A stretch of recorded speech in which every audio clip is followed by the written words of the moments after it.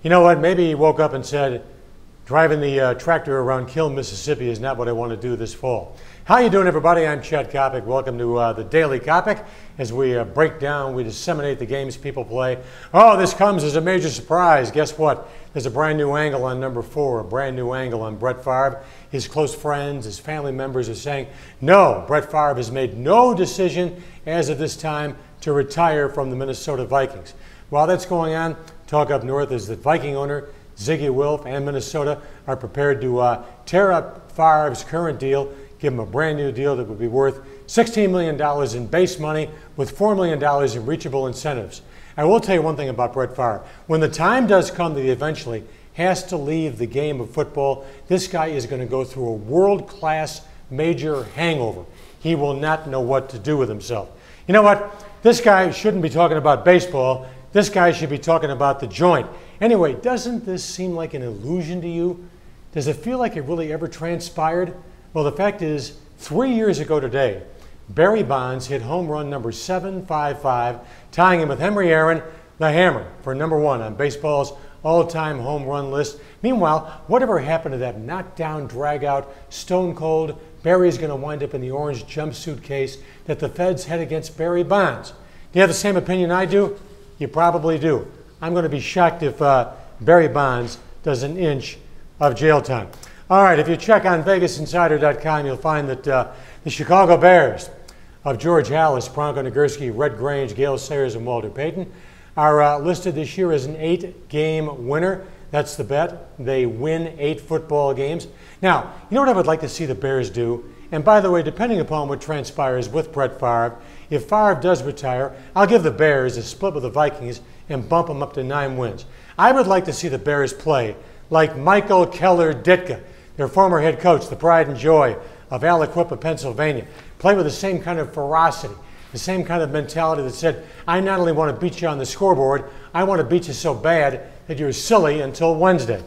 All right, welcome to Coppock's Cheesy Movie Theater. We turned back the hands roughly 26 years. Then again, maybe we shouldn't. Soundtrack by Kenny Loggins. Who can forget, and you're probably still trying to, the unforgettable movie Footloose with Kevin Bacon. The plot, which really wasn't much of a plot at all, has Kevin as a Chicago kid who moves to a hick town, which, believe it or not, is not run by an Amish family, where rock and roll and dancing to rock and roll music has been banned. So, what does Kevin Bacon do? Naturally, he moves in with dance steps, which look like a guy from Des Plaines trying to imitate one of the young dancers on Soul Train, and eventually brings the town into the 20th century. Hey, you all remember the 20th century, right? Richard Nixon, the Doobie Brothers, Bill Clinton, the young Chelsea Clinton. That was the 20th century. All right, what were you doing this past Sunday? Did you watch Stuart Appleby fashion that 59 in the final round of that golf tournament, which really doesn't matter? You know what? Golf has got a major problem. Let me tell you what it is. Tiger Woods did not compete in that tournament. As a result, if you go back 52 weeks and check what golf did on network television this past Sunday and compare it with what Tiger Woods did in the Buick Open 1 year ago, the ratings were down a mere 70%. A mere 70%. Stuart Appleby, we have found out America not only can live without you, America doesn't know who you are. Which leads us to my chapter from Fat Guys Shouldn't Be Dancing at Halftime. What is golf eventually going to do? What is the sport of the wealthy eventually going to do when Tiger Woods is no longer part of the action? You know what? Even in defeat, even right now as a player who's not necessarily always competing for top-end money, Tiger Woods is still a reason to watch a golf tournament.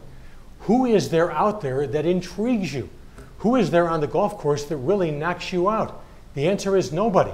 So I question right now, what is the PGA going to do in terms of negotiating network contracts once it loses Tiger Woods? The answer is, wow.